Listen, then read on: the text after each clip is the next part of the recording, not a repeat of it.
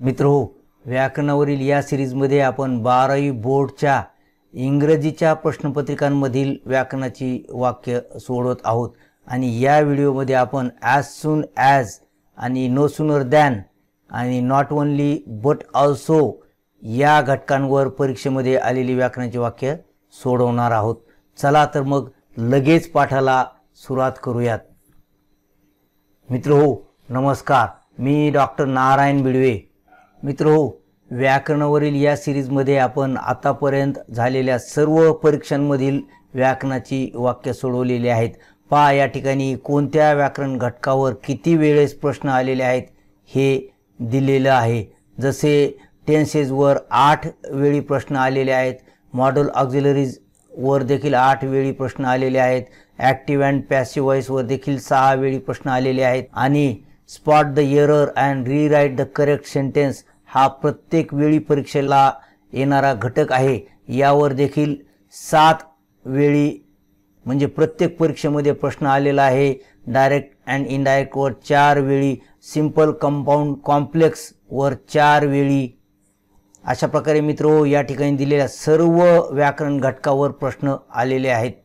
या व्हिडिओमध्ये आपण ॲज सून ॲज आणि नो सूनर दॅन आणि नॉट ओनली बट ऑल्सो या घटकांवर परीक्षेमध्ये आलेली व्याकरणाची वाक्य सोडवत आहोत।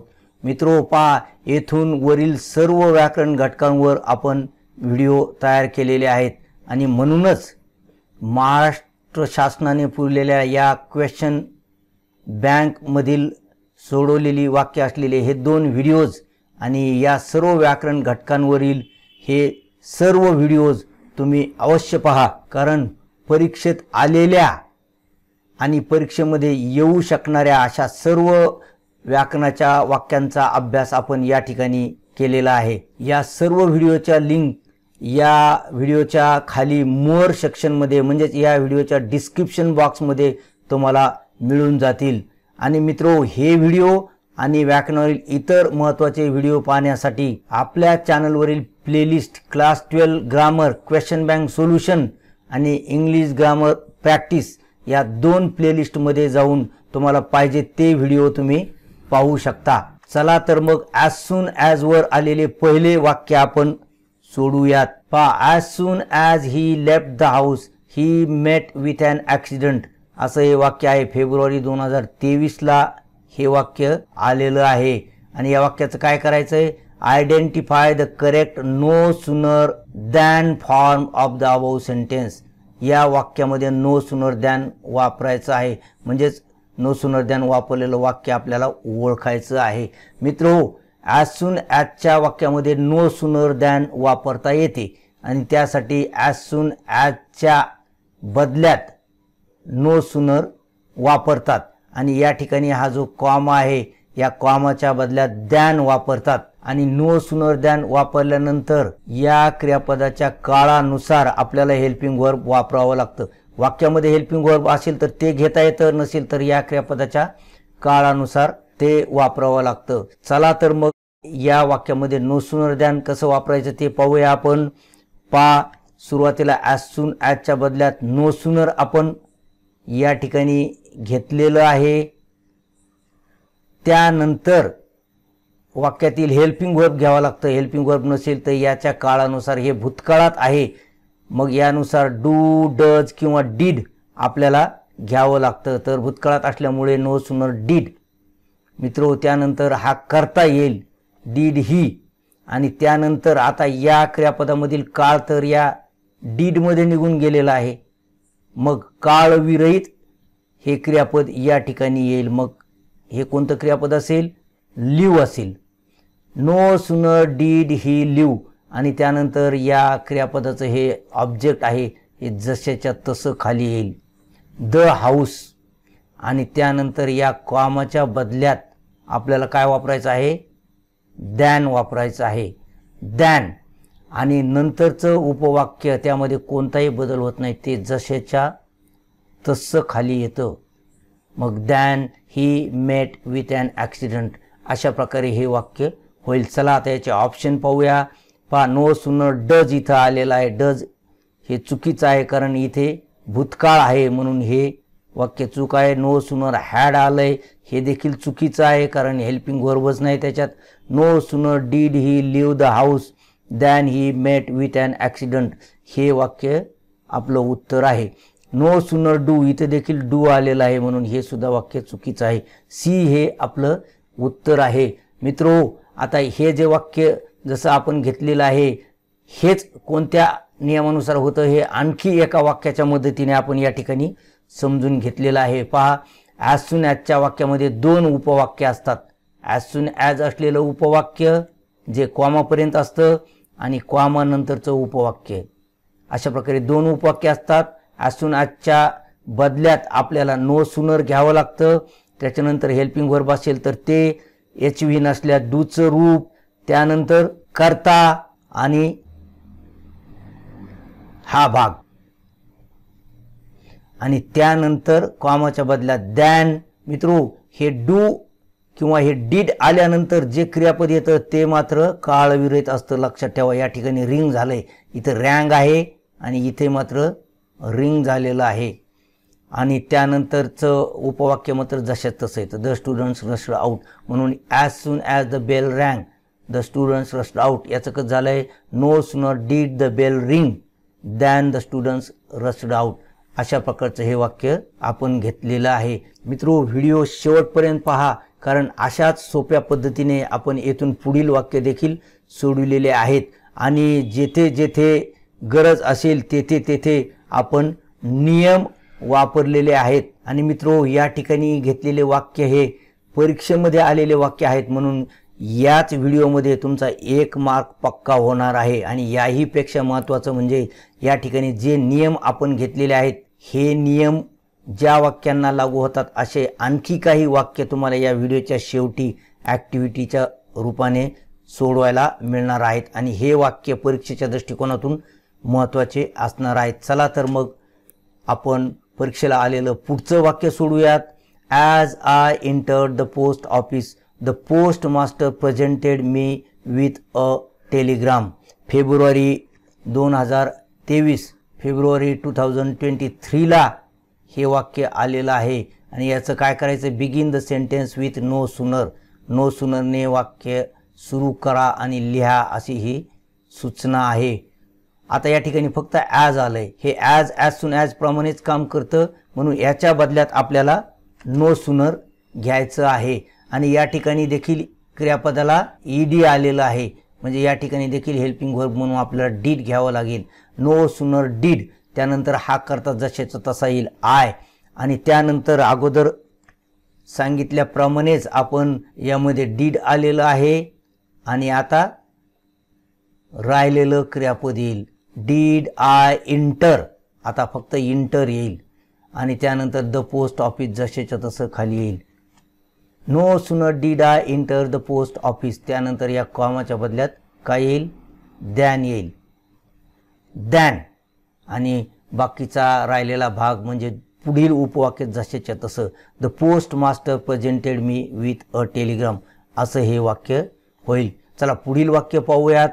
As soon as the captain gave an order the soldiers fired. या ठिकाणी देखील मित्रो आपल्याला choose the correct no sooner form of the given sentence. No sooner असलेलं वाक्य निवडायचं आहे. तत्पूर्वी आपण हे वाक्य करूया. जुलै 2021ला आलेलं वाक्य आहे. पहा, ॲज सून ॲजच्या बदल्यामध्ये आपल्याला काय घ्यावं लागेल, नो सुनर घ्यावा लागेल. त्यानंतर हे क्रियापद आहे, गेव म्हणजे भूतकाळातच आहे म्हणून या ठिकाणी देखील डीड येईल, डीड. आणि त्यानंतर याच्यातला काळ निघून गेल्यामुळे काय होईल, हे गिव होईल. परंतु तत्पूर्वी द कॅप्टन हा करता येईल. No sooner did the captain आणि त्यानंतर या ठिकाणी काय येईल, गिव येईल. लक्षात ठेवा, डीड प्लस गिव म्हणजे गेव, गिव आणि त्याचा ऑब्जेक्ट अन ऑर्डर असं होईल. त्यानंतर कॉमाच्या बदल्यात आपल्याला दॅन घ्यायचं आहे आणि त्यानंतर द सोल्जर्स फायर्ड हे जशाच्या तसं होईल. म्हणून आपलं वाक्य कसं झालं, no sooner did the captain give an order than the soldiers fired असं झालेलं आहे. चला याचे ऑप्शन पाहूया. नो सुनर द कॅप्टन, पा या ठिकाणी डीड आलेलं नाही म्हणून हे वाक्य चूक आहे. No sooner did the captain give an order than the soldiers fired. हे वाक्य बरोबर आहे, हेच आपलं उत्तर आहे. नो सूनर इथं डज आलंय, कारण गेव असल्यामुळे डज चुकीचं आहे. नो सूनर इथं हॅज आलंय, हेल्पिंग व्हर्बच नाही त्याच्यात, म्हणून हे देखील चुकीचं आहे. बी हे आपलं उत्तर आहे. चला पुढील वाक्य पाहूयात. They all stood around and looked at him. असं हे वाक्य आहे. जुलै 2023 आलेलं वाक्य आहे हे. आणि काय करायचं या वाक्याचं? Choose the correct alternative to write it with not only but also. आपल्याला नॉट ओनली बट ऑल्सो या वाक्यात वापरायचं आहे. मित्रो, नॉट ओनली बट ऑल्सो वापरत असताना लक्षात ठेवा 2 घटकांचा उल्लेख असतो. या ठिकाणी पहा, स्टूड अराउंड ही एक कृती आहे आणि त्यानंतर लुक्ड ॲट हिम ही दुसरी कृती आहे, म्हणजे व्हर्ब फ्रेजेस आहेत. या 2 व्हर्ब फ्रेजेसचा उल्लेख आहे आणि या व्हर्ब फ्रेजेसला अँड सारख्या कोऑर्डिनेटिंग कंजंक्शनने जोडलेलं असतं. तर सगळ्यात अगोदर आपल्याला काय करायचं आहे? हे कोऑर्डिनेटिंग कंजंक्शन निघून जातं आणि पहिला उल्लेख झालेला घटक आहे त्यापूर्वी आपल्याला नॉट ओनली वापरावं लागतं. या ठिकाणी आपल्याला नॉट ओनली वापरायचं आहे आणि ह्या अँडच्या ठिकाणी आपल्याला बट ऑल्सो वापरायचं आहे. म्हणजे दुसरा घटक सुरू करण्यापूर्वी बट ऑल्सो वापरायचं आहे. मग हे वाक्य कसं होईल आपलं? दे ऑल, त्यानंतर नॉट ओनली, त्यानंतर स्टूड अराउंड आणि त्यानंतर अँड निघून गेलेला आहे. त्याच्या बदल्यात बट ऑल्सो, त्यानंतर लुक्ड ॲट हिम. अशा प्रकारे हे वाक्य होईल. चला आता याचे ऑप्शन पाहूया. They all not only stood around but also looked at him. हेच आपलं उत्तर आहे. They all stood. आता या ठिकाणी स्टूड अगोदर घेतलंय. Not only around but also looked, हे दोन्ही घटक सारखे असले पाहिजेत नॉट ओनली बट ऑल्सोच्या मागे पुढे येणारे, आणि म्हणून याची मोडतोड आपल्याला करता येत नाही, म्हणून हे वाक्य चुकीचं आहे. नॉट ओनली सुरुवातीला आलेलं आहे, हे देखील चुकीचं आहे. They all stood not only around but also या ठिकाणी देखील तसंच केलेलं आहे, म्हणून हे देखील वाक्य चुकीचं आहे. हे आपलं उत्तर आहे. चला पुढील प्रश्न पाहूयात. A peer group has its own group structure and expectations from its members. या ठिकाणी देखील 2 घटक अँडने जोडलेले आहेत. कोणते 2 घटक आहेत? It's own group structure he noun phrase आहे आणि अँड नंतर देखील एक्सपेक्टेशन्स फ्रॉम इट्स मेंबर्स ही दुसरी नाउन फ्रेज आहे. अशा प्रकारे 2 नाउन फ्रेजेस या ठिकाणी दिलेले आहेत. तर अगोदरच्या नाउन फ्रेज पूर्वी आपल्याला नॉट ओनली वापरायचंय, अँड काढून टाकायचंय आणि त्याच्या जागेवर आपल्याला काय वापरायचंय? बट ऑल्सो वापरायचं आहे. मग आपलं वाक्य कसं होईल? अ पीअर ग्रुप हॅज, त्यानंतर नॉट ओनली, त्यानंतर इट्स ओन ग्रुप स्ट्रक्चर, ही पहिली noun phrase its own group structure, त्यानंतर बट ऑल्सो आणि दुसरी noun phrase expectation from its members. म्हणजे वाक्य कसं झालंय? A peer group has not only its own group structure but also expectations from its members, असं हे झालेलं आहे. चला याचे ऑप्शन पाहूयात. A peer group has not only its own group structure but also expectations from its members. हेच आपलं उत्तर आहे. A peer group not only इथं आलेलं आहे आणि हॅज पुढे घेतलंय, म्हणून हे चुकीचं आहे. नॉट ओनली सुरुवातीला घेतलंय आणि पीअर ग्रुप हा करताच नंतर घेतलाय, म्हणून हे चूक आहे. A peer group has its own group structure not only but also सोबतच घेतलंय, म्हणून हे वाक्य चूक आहे. पहिलं वाक्य आपलं बरोबर आहे. चला पुढील प्रश्न पाहूयात. They spotted juicy apples and plump mangoes hanging from the trees. पहा या ठिकाणी देखील 2 घटकांचा उल्लेख आहे. ज्युसी ॲपल्स हा एक घटक आहे आणि त्यानंतर प्लम्प मँगोज हा दुसरा घटक आहे आणि हे 2 घटक काय केलेले आहेत? अँडने जोडलेले आहेत, म्हणून आपल्याला अगोदर अँड काढून टाकावं लागेल, त्यानंतर पहिल्या घटकापूर्वी नॉट ओनली वापरावं लागेल, इथे बट ऑल्सो वापरावं लागेल, बाकी वाक्य हा बाकीचा भाग जशाच्या तसा येईल.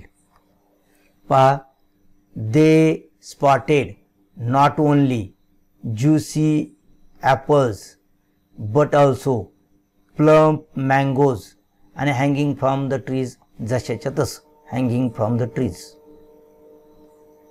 जशाच्या तसं. चला मित्र हो, आता आपण जे वाक्य सोडवलेले आहेत त्याच्या आधारे आता ही ॲक्टिव्हिटी आपल्याला करायची आहे. चला पहिलं वाक्य सोडूयात. As soon as the bell rang the students rushed out.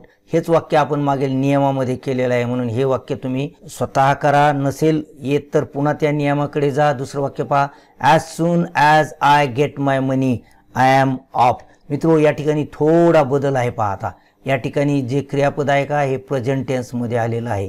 मग यासाठी डू येतं का डज येतं का डीड येतं हे पहा. म्हणजे नो सुनर आणि त्यानंतर डू येईल का डज येईल का डीड येईल पहा.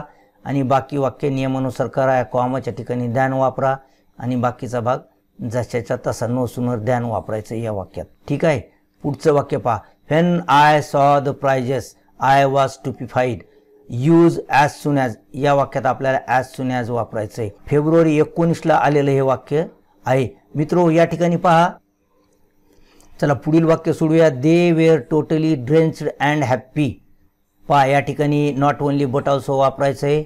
या ठिकाणी सुद्धा दोन घटक आलेले आहेत. टोटली ड्रेंच्ड संपूर्णतया ते भिजलेले होते आणि हॅप्पी होते. दोन्ही विशेषणं आहेत किंवा ॲडजेक्टिव्ह फ्रेजेस आहेत, त्या अँडने जोडलेले आहेत. मग आपल्याला काय करावं लागेल, अगोदर अँड काढून टाकावं लागेल. या टोटली ड्रेंच्डच्या अगोदर नॉट ओनली वापरावं लागेल, अँडच्या ठिकाणी बट ऑल्सो वापरावं लागेल आणि अशा प्रकारे आपलं वाक्य होईल. तर मित्र हो, आपण तर या ॲक्टिव्हिटीज सोडवण्याचा प्रयत्न केलेला आहे, परंतु तुमच्या ॲक्टिव्हिटी बरोबर येतात की नाही हे पाहण्यासाठी तुम्ही या संपूर्ण ॲक्टिव्हिटीज कॉमेंट बॉक्समध्ये सोडवा. त्या मी तपासण्याचा प्रयत्न करील. परंतु अनावधानाने माझ्याकडून तुमच्या ॲक्टिव्हिटी तपासणं नाही झाल्या तर तुमच्या ॲक्टिव्हिटीज बरोबर आहेत की चूक आहेत हे तुम्हाला कसं कळेल. तर मित्रो त्यासाठी 12th क्लास इंग्लिश नावाचा आपला व्हॉट्सअप ग्रुप आहे. या ग्रुपची लिंक मी या व्हिडिओच्या खाली डिस्क्रिप्शन बॉक्समध्ये देईल. त्या लिंकवर क्लिक करून तुम्ही त्या ग्रुपला जॉईन व्हा आणि ही वाक्ये तुमची बरोबर आली का हे तर तुम्हाला त्या ठिकाणी कळेलच. यासोबतच इंग्रजीचा अगदी घर बसल्या तुमच्या वेळेनुसार मोफत तुमचा अभ्यास होणार आहे आणि म्हणून या ग्रुपला जॉईन व्हा. आशा करतो की व्हिडिओ तुम्हाला आवडला असेल. व्हिडिओ आवडला असल्यास त्याला लाईक करा, आपल्या मित्रांसोबत व्हिडिओ शेअर करा. चॅनलवर पहिल्यांदाच आलेला असल्यास चॅनलला सबस्क्राईब करून त्याच्या बाजूची बेल आयकॉन दाबा. त्यामुळे चॅनलवर यानंतर येणाऱ्या व्हिडिओची सूचना तुम्हाला सर्वप्रथम मिळेल. आणि मित्र हो, परीक्षेमध्ये आलेल्या व्याकरणाच्या वाक्यांवर आधारित या ठिकाणी दिलेले हे 2 व्हिडिओज अवश्य पहा. भेटूया असेच व्याकरणाची वाक्ये सोडवलेल्या पुढील व्हिडिओमध्ये. तोपर्यंत have a good day. Thank you.